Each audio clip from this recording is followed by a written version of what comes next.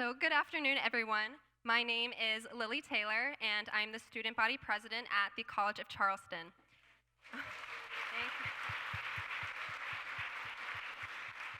Thank you. It is my privilege to welcome you all to the second day of the Charleston Literary Festival. We have an exciting day lined up for you, so I want to begin today by thanking our speakers, donors, and audience members for being here. I would also like to extend a special thank you to this session's sponsors, Anne and Alex Pappas, and Rebecca is also dressed by our sponsor, Jay McLaughlin.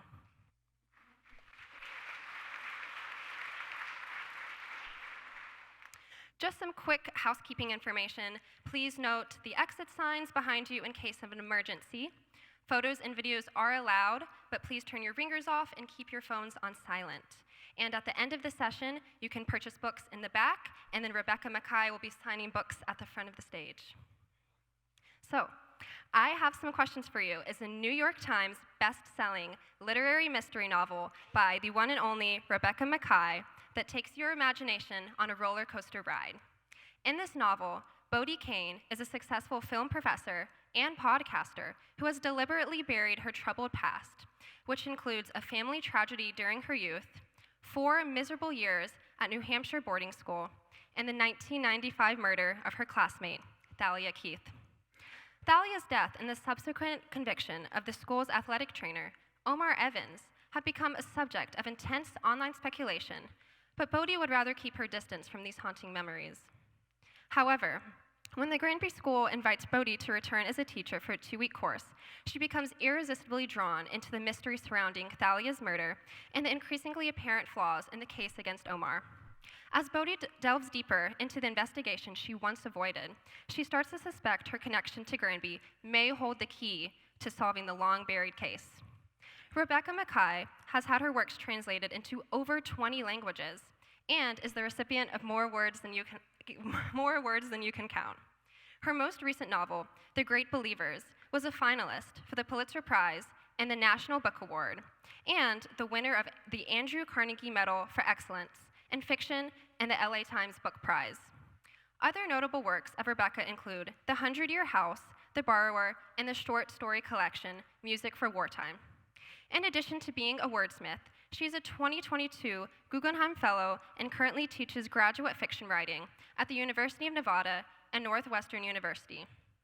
Living in Chicago and Vermont, Rebecca is the artistic director of StoryStudio Chicago, which works to help writers with their craft and creativity.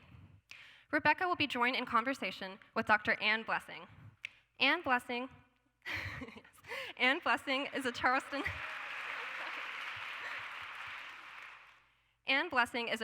native and attended Tulane University to receive her master's and doctorate in English.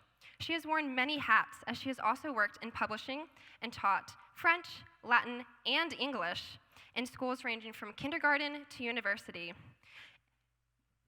Anne is no stranger to the Charleston Literary Festival. She serves as the secretary for the festival board and has experience being a seasoned interlocutor.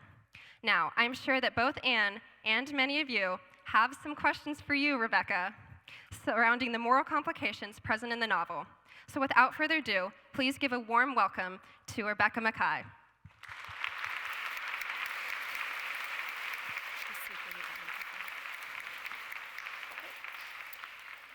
Thank you so much, Lily. That was a great introduction. I appreciate it. And welcome back to Rebecca. She was here in 2019, and we're so glad to have her at the Charleston Literary Festival. Thank you. And congratulations to this audience for getting tickets, because we sold out a couple of weeks ago. So happy to have you all here. And I guess you could tell I'm friends with or related to about 80% of you. So Rebecca, I'm not going to say I have some questions for you because I have about 50 questions for you, and I luckily already got some questions with our audience, but it's been so fun to research Rebecca. She is the busiest woman. You heard Substack, you heard about StoryStudio. She teaches classes, she teaches multiple MFA programs. On top of writing her novels and short stories, she's writing nonfiction. She wrote the New York Times book review of Margaret Atwood's Old Babes in the Wood, and we have Margaret Atwood coming on to a session on Tuesday. So you were quite busy, and it was so fun to revisit your work, especially your short stories, which I really enjoyed. There's this one about Bach, but you did caused me to lose a little bit of sleep because I have 2 children at boarding school. So man. I was hoping that you could talk a little bit about the setting of, I have some questions for you, why you chose the boarding school, your connection, and then if you want to elaborate on anything about the novel that Lily missed. She did a comprehensive job. She did a great job. Right, so, I think the boarding school setting is one that holds a lot of appeal for a lot of writers and a lot of readers. I'll get to my personal connection in a second, but it is kind of a custom-built place for fiction. It's a closed environment, it's a hothouse, it's a petri dish, and you have this, this old, storied, kind of permanent place with this very transitory population coming through, but at the most formative years of their life. And there's something really irresistible about that. I think also for readers, I think a lot of readers want to read about a boarding school because they went to one, and a lot of readers want to read about it because they didn't go to one. So my own connection, I was a day student at a boarding school near Chicago, and graduated, went away to college, went away to graduate school, met a guy, married him. We lived in Baltimore. He was a high school English teacher, but I had a job offer back in Chicago. So he applied to places back in Chicago, and the place he got the job was my old school. So when you teach at a boarding school, you usually get campus housing. So long story short, we have lived on the campus of my high school for 22 years now. Which, it's weird. It's not that weird in the boarding school world. There are a lot of people who teach at the school they attended.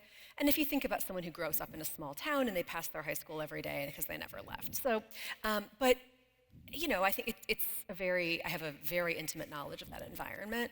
And it's an environment that people tend to get wrong very often in depictions, whether on the screen or in fiction. And so it was just inevitable that at some point in my life I was going to write a boarding school novel. Well, and you like this hothouse situation. I know your 100-year-old house is a writer's colony, and your first novel is a road trip, so it's very contained. Yeah. And this novel, I think, originally was going to be even more contained. Yeah, right. So my initial idea, and the boarding school was not the first thing that led me into this. My initial idea was I was thinking about appellate court and retrials. I think a lot of us have become more aware in very recent years of wrongful convictions and the near impossibility of getting those overturned. And I was following several cases where people were brought back together to testify again about something that happened a very long time ago. Very often, the people in question still lived in that city or nearby, but I was thinking about, okay, what if we had something that happened at a boarding school in a small town in New Hampshire? None of these people live there. They never did, they don't now. They would all have to come in from very far away. The state has to put them up if they come from over a certain distance, and there's going to be like one hotel. So my original idea was kind of like the world's worst high school reunion, all of these people trapped in a tiny bed and breakfast. And that is in the book. That's basically part 2 of the book. There's a legal proceeding that people have to reconvene for. But when I sat down to write, I started there. And then I realized I had 2 huge backstories. I had to explain what happened way back in 1995, and I also would have to explain everything that led to this legal proceeding in recent years, and that was just too much backstory. So we backed up quite a bit, and we get there. Part 2, but it's like 2/3 of the way through the book. Well, I'm so glad you did it that way, because the contrast of going back to 1995 really works so well, and the suspense about to find out what's happening. But it is a major divergence from The Great Believers. It was when I went to get this book in May or June, I didn't know that I would be lucky enough to be on stage with Rebecca, but I got to Buxton Books, which is our wonderful bookstore about a block from here. Nice. And I thought, what's going on with Polly? They don't have, I have some questions for you, and she's coming to the literary festival. Well, that's because it was in the mystery thriller section. Ah. So genre, you have a fun way of describing this book, which is Oh yeah, I was calling, this was kind of just when I announced it online in a very general way, I was calling it a literary feminist boarding school murder mystery. So, but has it been different for you to be pigeonholed in some ways? And I don't think I'm being pigeonholed, which is really good. I mean, bookstores can shelve it wherever they want. If it's in the bookstore, I'm thrilled. They can put it, outside the bathroom, I'm fine. But, I think that because I already have an audience of readers who are, there are plenty of readers who read everything, which is great. I have a lot of readers who primarily read literary fiction, and they're going to follow me and trust me that I'm not suddenly doing something that's kind of cotton candy, And then I'm finding new readers who are really mystery readers, who maybe, they enjoy I think there's tremendous value and pleasure to be found in a really formulaic kind of book. People pick those up for a reason. People write them for a reason.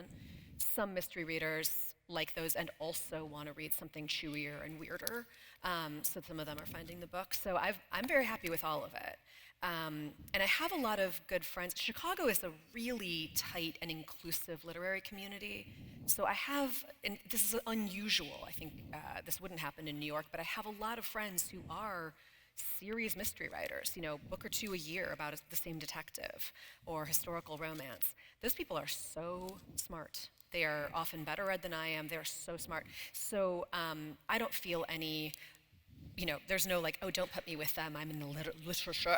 I'm honored to be anywhere in that. And I do think that I was thinking a lot about genre in terms of, to what extent am I fulfilling people's expectation of the way a mystery works? To what extent am I not interested in that because I'm writing something fundamentally realist? I really never wanted to give up realism for the sake of plot.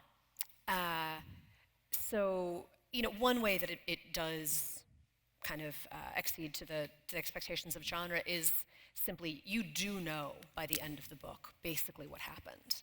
I really didn't want to write the book where the end was like, and we'll never know, and that's the whole point, which could be done well. I just didn't want to write it. At the same time, I love some Agatha Christie, but I wasn't going to do the drop a clue every 50 pages and can you figure it out or not? And I never wanted to lose track of psychological realism. Legal realism mattered a lot to me. I did a great deal of research on specifically the legal system in New Hampshire, the carceral system in New Hampshire. I did not want the Perry Mason ending. So it was that balance of, yes, this is a mystery, and yes, in the broadest sense, we start with someone is dead, we're going to end with you knowing who did it. I want to stick with the genre of mystery in that way, but I'm never going to lose track of the realism or the depth and the weirdness that I want to go for. Right, and I think the mystery part of it was really secondary, although your book was described as unput-downable. Love that word. And even the second, third time I read it, I still was racing to the end. I love how you have those short chapters, and the pace of the book just really is compelling. Oh, thank you. Thank you. But I say the mystery part is secondary. The violence against women is a huge theme throughout this book, from the first page to the last page. And there's a part, the way you do it is you have all these parts that back it up. Starlit Fever, which is Bodhi's podcast about early Hollywood women and the terrible things that happen to them. Little things from the fact that everywhere Bodhi goes, people ask her who's watching her children. Microaggressions towards women to larger things. There's this creep that I think, even though I went to an all-girls school, I knew him. Yeah. The one who's just always abusive language, things that would not be tolerated today, and those things really back it up. The part that was most meaningful to me is what I called your Greek chorus, and she does this throughout, this device about the violence that's going on in our world, and I wondered if we could get you to read one of those sections. I know it's not technically a Greek chorus, but it kept reminding me, of the larger message of the book, which was not just the murder of Thalia Keith, but all of the things that are happening to women. Right. So the context here is that she's staying at this school. She's got a housemate who's also teaching at the school, this guy Oliver. Her husband has texted her and said, don't go on Twitter. And she's assuming that it's because there's some story that would upset her, and he knows her very well. Here, I'll actually start like one sentence back. I asked Oliver, do you check the news? Was there anything big today? I was itching to check Twitter, but if Oliver could just tell me what had happened, it would be better. It was important that I got sleep. Instead, though, he scooped up the remote and turned on the big TV in the seating area. And there it was, the reason Jerome had warned me off the internet. Anderson Cooper, with new developments on a story I'd found particularly disturbing. It doesn't matter which story. Let's say it was the one where the young actresses said yes to a pool party and didn't know. Or no, let's say it was the one where the rugby team covered up the girl's death and the school covered for the rugby team. Actually, it was the one where the therapist spent years grooming her. It was the one where the senator, then a promising teenager, shoved his dick in the girl's face. She was also a promising teenager. It was the one where the billionaire pushed the woman into the phone booth, but no one believed her. The one where the high school senior was acquitted of rape because the sophomore girl had shaved her pubic region, which somehow equaled consent. Oliver asked if I was hungry, and I shrugged. It was the one where the woman who stabbed her rapist with scissors was the one who ended up in jail. It was the one where the star had a secret button to lock the doors. Oliver called Foxy's and ordered us a white pizza with sage, and a mushroom and onion pizza, and extra packets of red pepper flakes. I decided I was allowed to eat one slice of each. It was the one where the harasser ended up on the Supreme Court. It was the one where the rapist ended up on the Supreme Court. It was the one where the woman, shaking, testified all day on live TV and nothing happened. Anderson had moved on to other topics, but Oliver asked if I minded his switching over to MSNBC. I didn't. I said, I can't believe there's finally cable on campus. We used to get 3 channels. Just to watch Beverly Hills 90210, we had to have Danny McCallick's mom tape it every Wednesday in Darien and mail it to us on VHS. The story was on MSNBC too, the one where the judge said the swimmer was so promising, the one where the rapist reminded the judge of himself as a young rapist. It was the one where her body was never found. It was the one where her body was found in the snow. It was the one where he left her body for dead under the tarp. It was the one where she walked around in her skin and her bones for the rest of her life, but her body was never recovered. You know the one. The pizza was at the door. Oliver found us plates. He said, so who's watching your kids while you're here?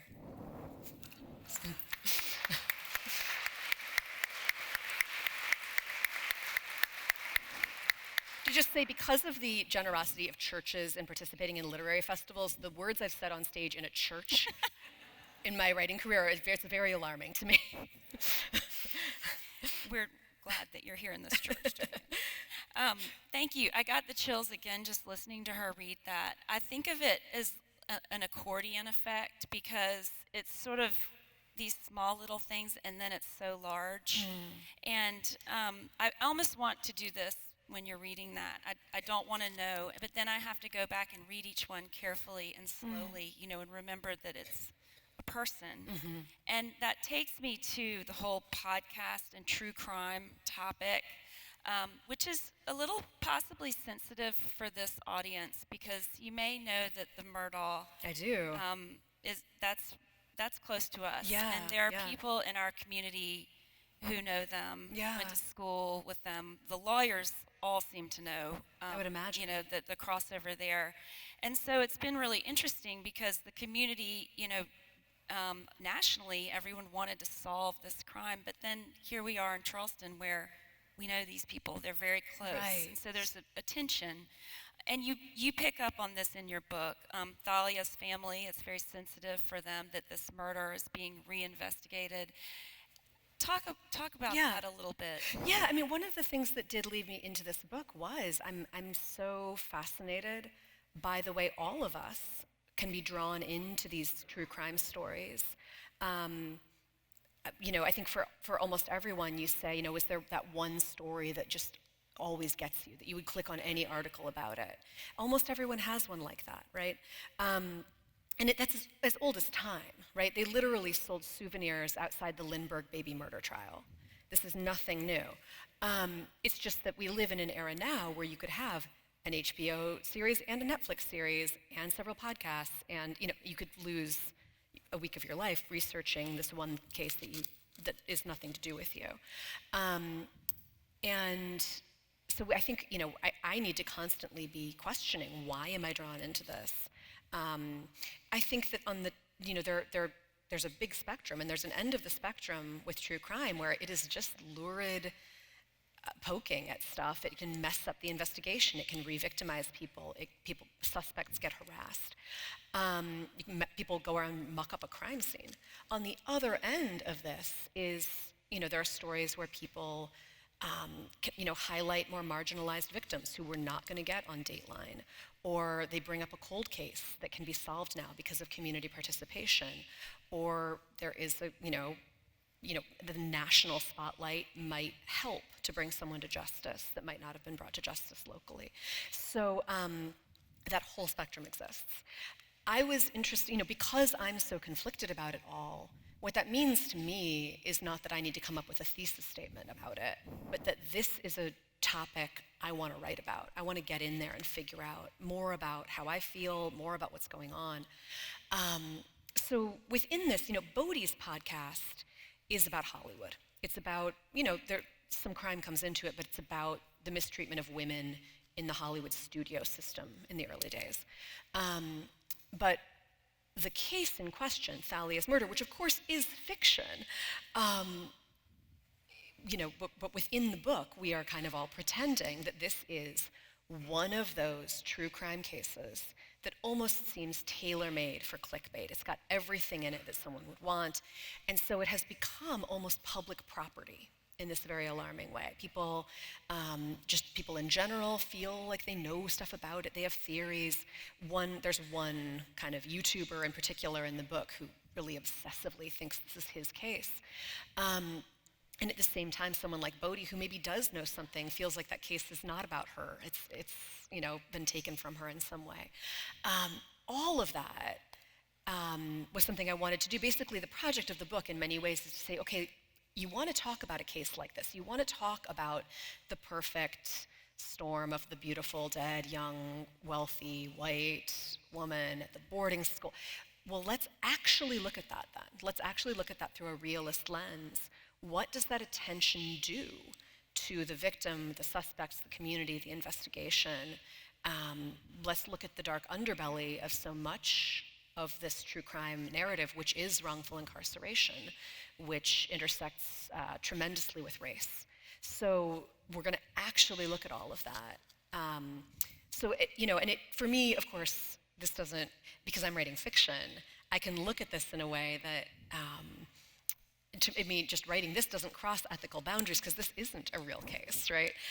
And I'm inviting everyone else. I have had readers who are themselves fascinated by true crime and avidly consume those stories, and ones who absolutely stay away from any of that kind of media, but feel comfortable looking at it and thinking about it in a fictional context.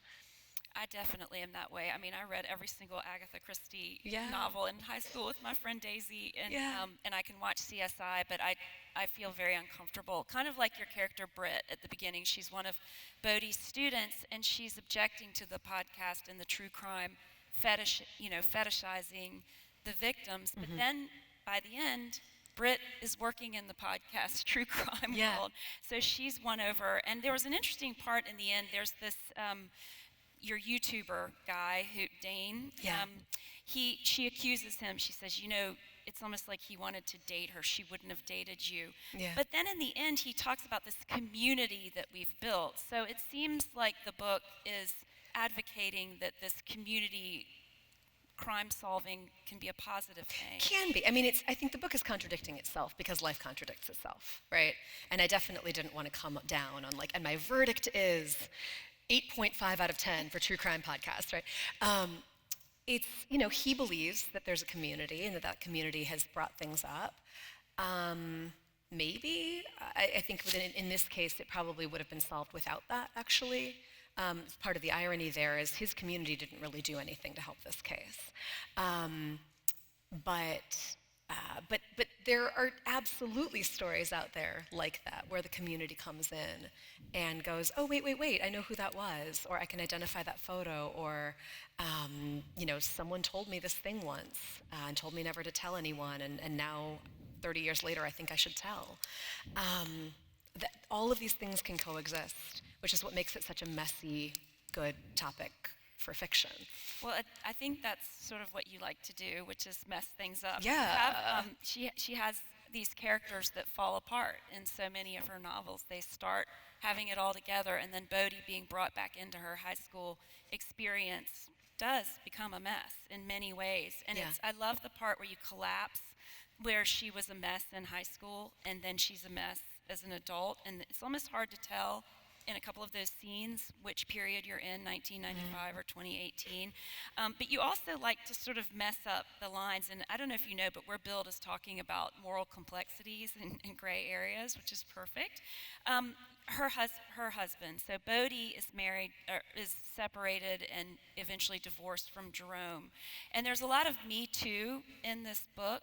And Jerome, while she's at this boarding school, gets into a mess, and all of a sudden she's taking a side that's the opposite to what she's taken in the past. Can you elaborate on that? Yeah, basically, and this is not a huge spoiler for the book, her husband is a pretty well-known visual artist, and I created, really honestly a very borderline situation, which is that in the past, many years back, when he was an up-and-coming artist, he dated consensually a woman who was, I think I made her 25, I think that was it, or 20, somewhere in there. 21, I think. 21, 22, and a young, in her early 20s when he's maybe 35.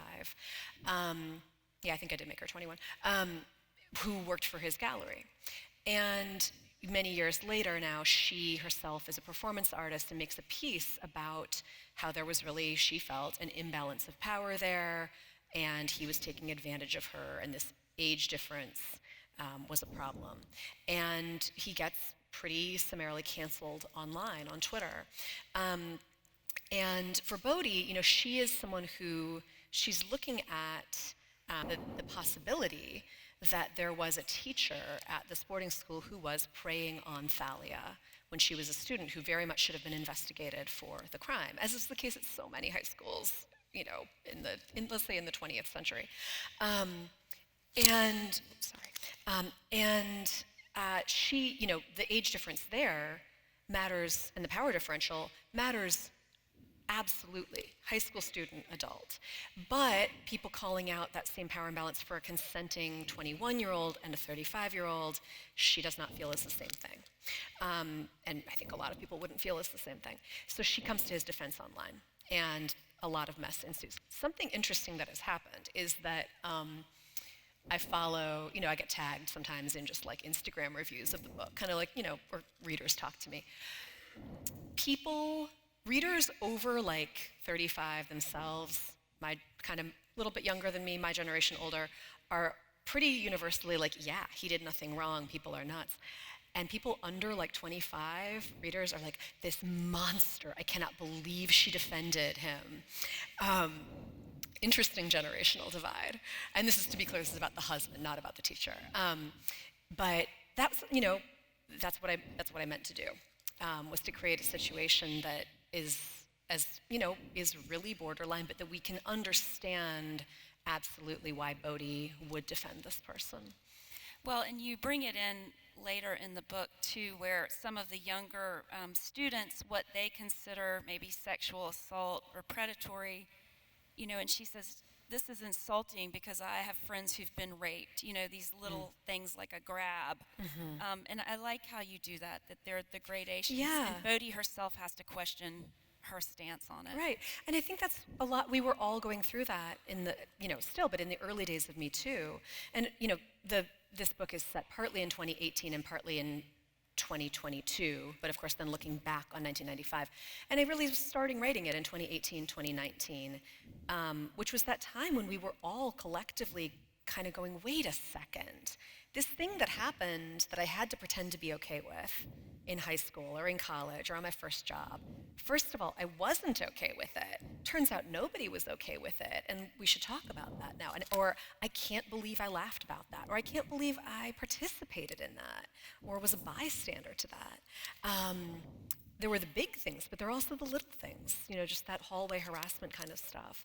And, the generational divide becomes really interesting there when you throw yourself into contrast with someone much younger, the things that would have happened in your high school that an 18-year-old now would look at and just be appalled. And I'm not depicting this younger generation as perfect at all, to be clear, but in many ways there's been this tremendous evolution in just self-advocacy, defending yourself, not putting up with stuff like that. So you mentioned the inappropriate relationship with the teacher, which is another part that is throughout the book. In fact, from the very first page, you use direct address. Yeah. But you use it sparingly. I feel like it jarred me because it wasn't all the time that I remembered it, so when you did use it, it was creepy. Yeah, the book is basically, it's a first-person book, but it's also a second-person book. There's a you, the you of the title, and not a huge spoiler, but because you learned this pretty early, but this is the teacher in question. This is a music teacher at the school who's not there when she returns, but was very close to the students, very close to her, and in fact, as she thinks about it, maybe problematically close. Especially to Thalia, who winds up dead. It's that kind of, the way I intended it was that kind of, when someone's really on your mind, and so for a period of time, your internal monologue is just kind of directed at them. You're kind of talking to them in your head, saying the things you can't say because they're not there. And sometimes it's literal, and sometimes they're just kind of there in the background. So that's my intention here, is that she's sort of just thinking this at him. But that, right, it's not constant. You is not in every sentence or even in every chapter. But that is who the narrative is kind of being framed for. And of course, the you, I think for all of us as readers, and even me rereading my own book as the author, as I did copy edits, the you kind of, it gives you this little chill of implicating you as well. You can't read that word you without it feeling like we're talking about you yourself, which is of course intentional. I'm not accusing any of you of anything, but there is this question for all of us of our complicity, and that's very much a theme of the book. Well, as far as complicity, one of the things that you do so well is capturing the way these teenagers feel so adult. And they're all aware that there might be a relationship with this teacher, but not a single one tells the police. So, Right. This doesn't come up until later. But instead, the person who's pegged for the crime is Omar, who's the athletic trainer. He's the one sort of African-American teacher, young man. And he's in jail at this point when in 2018. It's been 20 some odd years. Mm-hmm. Can you talk about Omar? And it was, we only hear from Omar in one place, but how you told his story and how that came about. Yeah, part of this, it was really tricky because on the one hand, I'm telling the story of someone, Bodhi, who is only slowly becoming aware of the inequities here and the fact that his narrative has been silenced. At the same time, I don't want to replicate that sidelining, so I had to find ways to weave him into the story throughout. I won't give too much away, but she's narrating the story later. She's aware of what's happening to him in prison and is able to talk about that, even though in 2018 she wouldn't have known this. And then finally, by the end, we really do get to hear from him. And even on the audiobook, I was I'd always wanted this, and we were able to do it. We got a different actor for that one chapter, which I think works really well. So it really is Omar's voice. I did an enormous amount of research. The Great Believers was so research heavy. The AIDS epidemic in Chicago, and there was so much medical and historical and legal, everything to research. And I'm going, okay, I'm going to write the boarding school book next. I won't have to do any research. This will be my break from that. But of course, I end up in all of this legal research. I needed to research very specifically as I said, kind of appellate court criminal law in New Hampshire, also things about the New Hampshire State Prison for Men. I was working very closely with a public defender from New Hampshire who was invaluable in my research, but I was also talking to, a couple of friends who had been incarcerated. I was talking to people online, reading what I could, and really passing this through people who had that experience. I needed essentially also, with Omar, to build the kind of case, when you first look at the evidence, it really looks like he did it. And maybe he did. I'm not saying he didn't, because no spoilers here, but there's definitely problems with the case, we'll say that. He was the only person known to be in the building, the athletic complex, the night she died. There was DNA of his found at the scene, and he confessed to the murder. And then later recanted that confession. And this is what Bodhi has known since then for her entire adult life. Like, clearly this guy did it. And in so many cases of wrongful conviction, and of course so many cases of wrongful conviction disproportionately affect black men, we know later on from exonerations. But so many of these wrongful convictions to an outsider, they really look solid, because evidence can look a certain way. The police can frame things a certain way. New Hampshire is one of the states that does not require the recording of custodial interrogation, meaning they could arrest you and interrogate you for 42 hours straight and not let you sleep. And at the end, you sign a written confession, and no one, the judge, the jury, no one knows what happened up until that point, which, as you can imagine, leads to a lot of false confessions. Well, the treatment of Omar was deplorable, and I'm sorry that it's based on truth. Yeah. I had a question. Did anyone in the audience listen to this on audiobook? Yes. Oh, yeah, nice. So it was really surprising when Omar's voice came through. I was walking my dogs, and I sort of, jumped. He has a very deep, gravelly voice, but the Julia Whelan sounds like you. Right. So to have Omar all of a sudden speak, it was a very different experience than reading it on the page. Yeah. It's funny, Julia Whelan she's like audiobook royalty. We were so lucky to get her for the audiobook. By the way, if you buy audiobooks, make sure you do it through Libro FM, and then your money can go straight to the indie bookstore instead of to Jeff Bezos' rocket ships. The bookstore people are back here doing this. You get to choose, seriously, it's the same, you get the same audiobook, it's a better app, and you get to choose what indie bookstore your money goes to. It's like phenomenal. Anyway, the Julia Whelan is like audiobook royalty. We were so lucky to get her. And then we did an event together online, and it turns out we do have almost the exact same speaking voice. It is very funny. So I love it. She's a much better voice than me, to be clear, and she can do accents and things that I can't do, but it was cool. Well, it makes me think about adaptations. I know The Great Believers at one point was... Yeah, we're still. Mm-hmm. Okay, good. That's exciting. Are you allowed to say who's in it? Well, no, we're not at that point. Okay, we're not at that point. Right. So the thing with books being optioned for film or TV is you don't believe anything until you're sitting there eating the popcorn, enjoying it on your couch, right? When something gets optioned, that's huge. It means you're kind of moving down the road. They're trying to kind of maybe write the pilot, put together a package, maybe get an actor attached, et cetera.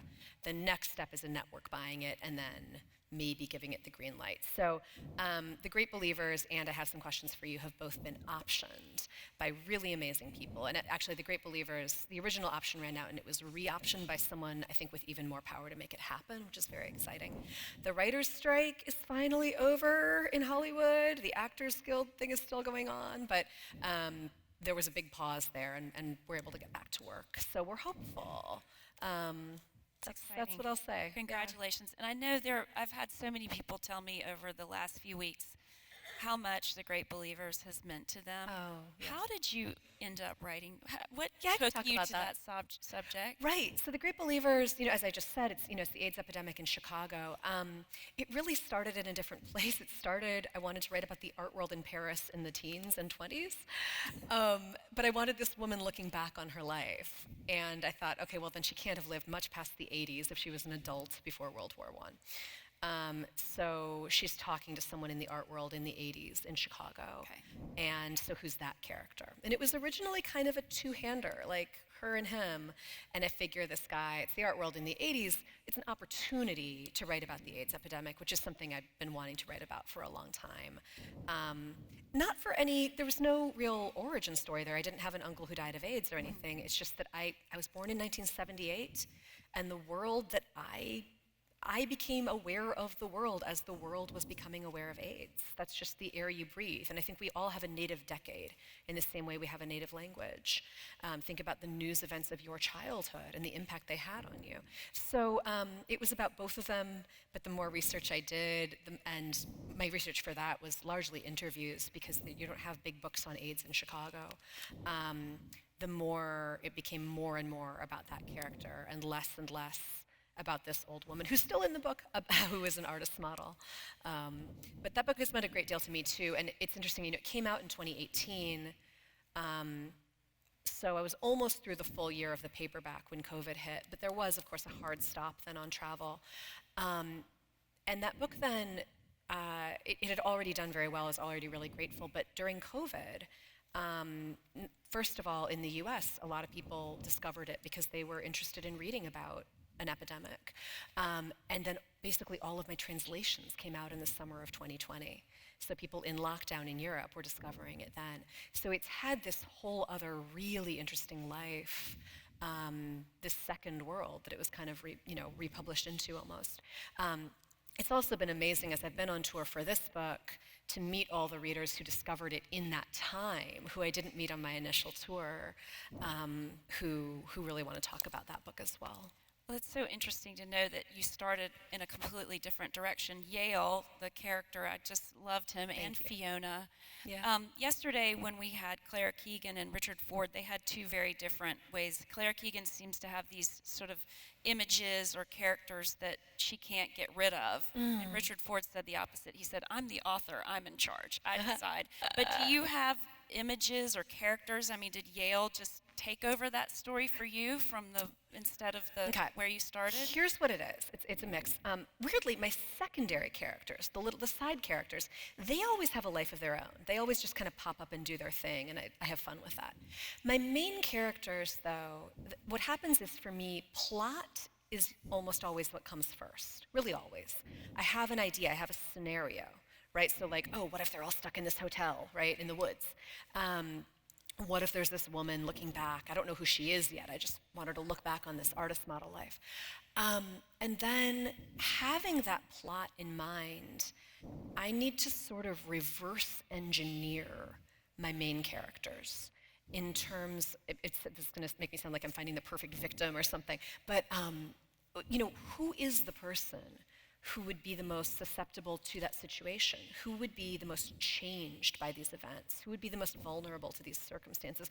There's a fun game you can play where if you take any Shakespeare play but like put the wrong person in it, so like if you put Romeo into Hamlet, he just goes and like stabs his uncle right away. He's just like, okay. And if you put Hamlet into Romeo, he's like, well, I don't know if we should run away. Let's wait and see what happens. And nothing, like the plays fall apart, right? You have to have the right character for that scenario.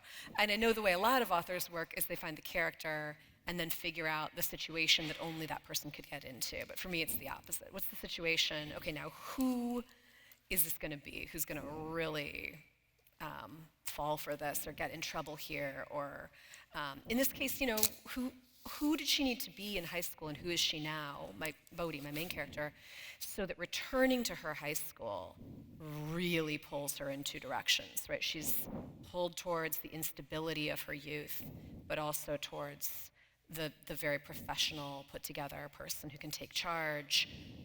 Who is that going to be? Well, I think there are a lot of people in this audience who'd like to play that Shakespeare game with you, so we might get to that in a minute. But what I want to do before I open up to the audience to ask questions, last year when I was interviewing Geraldine Brooks, I did rapid-fire questions, and there are a couple of people who said, I really want you to do that again. Oh. So if you don't mind, I would do it. I'm going to do that, and just a quick answer, and then we'll pass the mic to the audience. Okay, remember the book is set in 1995 at a boarding school. A Separate Piece or Catcher in the Rye? Ooh. Okay, A Separate Piece was more of an influence here, but I think Catcher in the Rye is a much better book. Okay, good answer. Favorite bookstore? Favorite bookstore? At the moment, Buxton Books.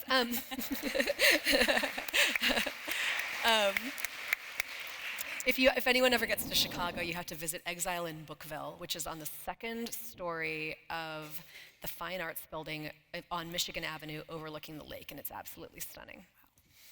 Nirvana or Janet Jackson? That's hard. Nirvana. Most challenging of your books to write? Most challenging of my books to write, the first one, because I did not know what I was doing, and I had no one waiting for it, and I didn't know if anyone would ever publish it, and I didn't know if I was just deluding myself with this weird hobby. I did love all the children's book references. Thank you. So, favorite Shakespeare play? Oh, God. That's impossible too. I just saw 2 different productions of The Tempest that were wonderful, so I'll just go with that being recent. A classic novel that you just don't like? Oh God. That's weird. I might blank on that one. I think there's I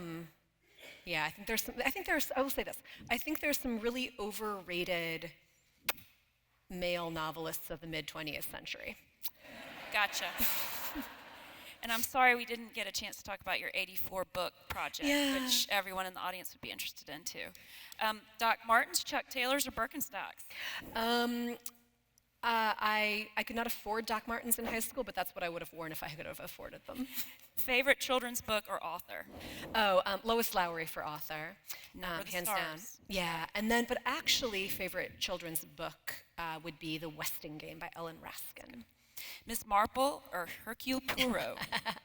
I think Hercule Poirot, because Miss Marple doesn't make any sense, right? Like there's that suspension of why do murders keep happening around this old lady, right? Versus the detective who has a reason to be there. I have an easier time with that. Least favorite question to be asked by an audience? By an audience. I think I'm kind of skewering it a bit in the book with the who's watching your kids thing. Right. But it is the how do you find time to write and be a mom? Certainly, I understand if that's coming from someone who is themselves trying to balance a career in parenthood or an artistic career in parenthood, I absolutely understand. But of course, that question doesn't get asked of men, and that's the problem, right? And it's how do you balance any career with parenthood? How do you be a banker and a dad? I don't, it just works out. I think you're doing a really good job. Well, thank you.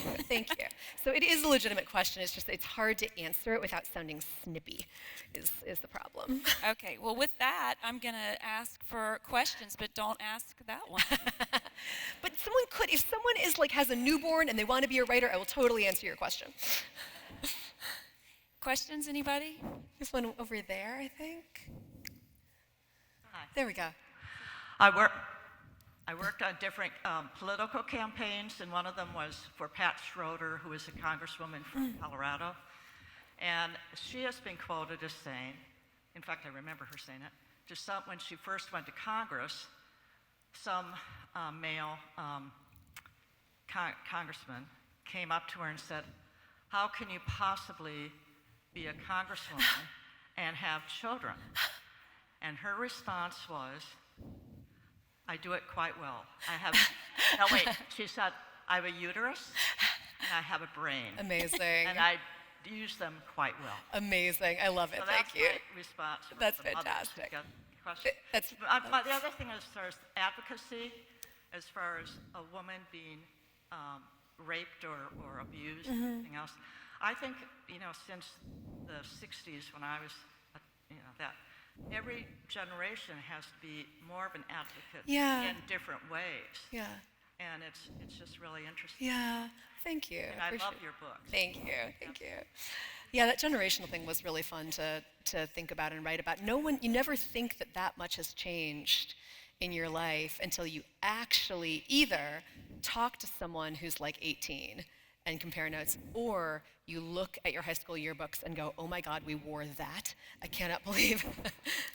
I've actually told people that people have asked, like, people have said to me, like, oh, my book club is going to do this next weekend. What would you want us to ask or do? And what I keep saying is tell everyone to bring their high school yearbook.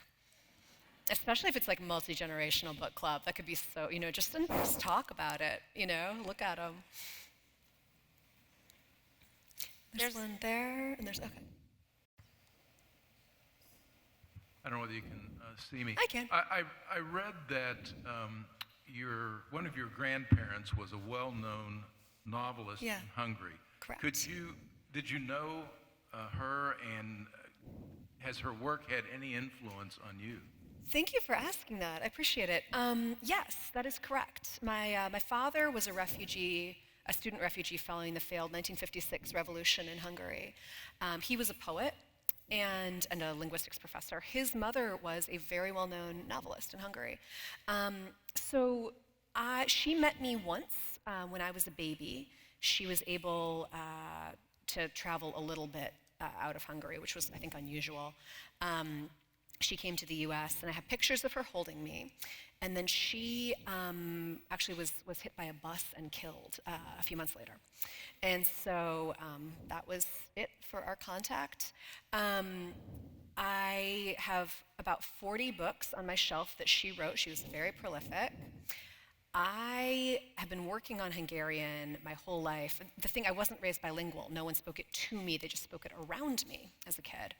And so Duolingo helps a lot. I'm getting better and better. I'm not at the point where I could read in Hungarian. It is, by all accounts, the hardest language to learn as an outsider in the world. So really lucky there. Could have been Italian or something, right? It could have been so easy. But I have read only a few of her things, mostly short things that have been translated. In communist Hungary, not a lot was getting translated out of Hungarian. But I am, it is yet ahead of me, basically. It's an interesting thing, and I think that the way that that's worked out in my life is maybe for the best, that I am, completely forming my own identity as a writer.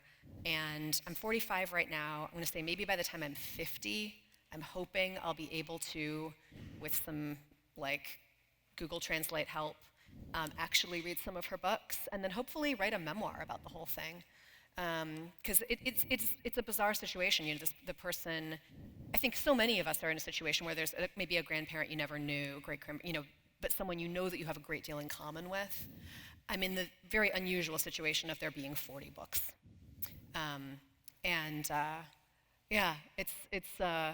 It's also been good in my life, I think, that if I had been born in Hungary and had the same career, I think I'd be very much in both her shadow and my father's shadow. My father became well known for poetry in Hungary later in his life. Here, nobody's heard of either of them. So I don't ever have to worry that people are just only publishing me because of, it's like the family plumbing business or something that got handed down. So I'm hoping that there will just be a convergence of her books and my reading and my writing at some point in the near future. Other questions? There are a few over here. Hi. Yeah, I promise this is not a how do you do it, but I was sort of wondering, you do wear a lot of hats, and nobody is just a writer in this day and age. So I was wondering if you, as somebody who's an emerging writer myself, and it's, the middle of NaNoWriMo, and it's impossible, what do you think is your greatest habit, your personal habit that lends itself to your writing success? Yeah. And if you're also interested in making us feel a little bit better about ourselves, what would be your worst habit that you're always trying to overcome? Oh, sure. Listen, here's what I'll tell you, and hopefully this answers both. I don't have habits. That's the problem. I have pretty severe ADHD that was diagnosed only as an adult. Everything makes sense. But I just am not the kind of person who could work for an hour every day or whatever. I work in mad spurts. I will not write for months, and then I'll sit down and write, all day for 2 days. when my kids were younger, it was actually easier to get away to like artist residencies. It's hard when they're teenagers because you don't know what crisis you might be missing. So do it, anyone with kids, these are like, do it when they're young. But deadlines help a lot at this point, but of course, your first book, you don't have a deadline, so that doesn't help anybody. But having maybe the kind of deadlines where you have accountability with a friend or just a contest that you're going to submit to and you put the date on your calendar, so you need to have something ready by then.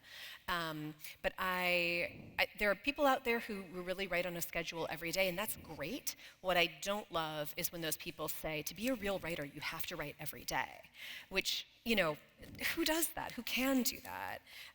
And I have to be able to write on an airplane. I have to be able to write in a hotel room. I have to be able to write on my phone when I'm in Target and I think of something. And I think, I have to be okay with that. And I have to, I think, embrace the idea that my writing is maybe going to be more varied and more dynamic when I write in different places, and I'm not sitting at the same desk at the same time with the same cup of tea every day. And to, if it became like, well, it's been 3 years and I haven't written, that would be different. But if you're writing every once in a while, just go easy on yourself. Yeah. I think there were some more questions. Hi, I just want to start with a compliment. I absolutely love how you weave humor into sometimes dark subjects. Thank you. And I love that in The Great Believers. Oh, thanks. My question is, and I think it's an easy one, hopefully, besides your own books, in this year, now that we're into the year, would you name 2 recommended books that you love? Oh, God. Okay, yeah, wow. It's hard because what happens as a writer is I've mostly been reading books right now that come out next year that aren't out yet. And then I've been doing this project of mostly reading in translation, and it's mostly older books. Oh, God.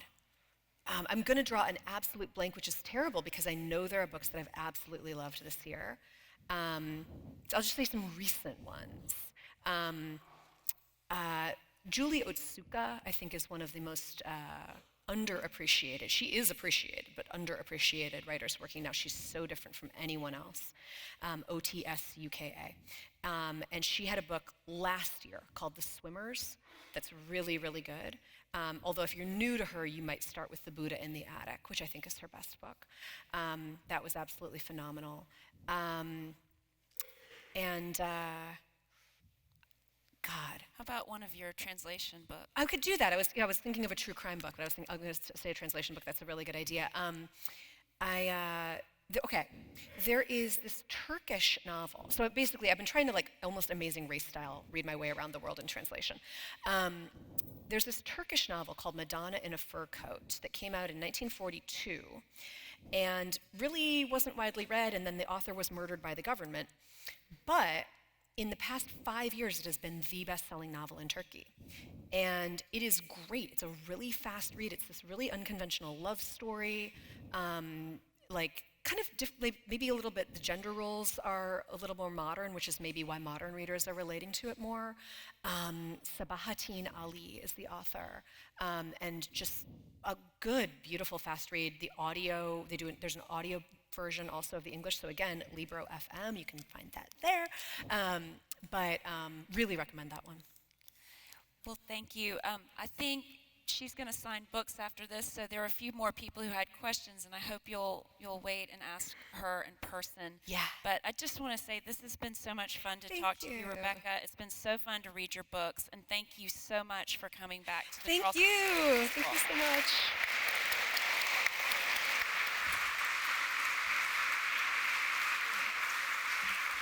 All right, is this working? All right, perfect. So a special thank you to Rebecca Makkai and Anne Blessing for such a wonderful conversation about I Have Some Questions for You. Let's give them one more round of applause.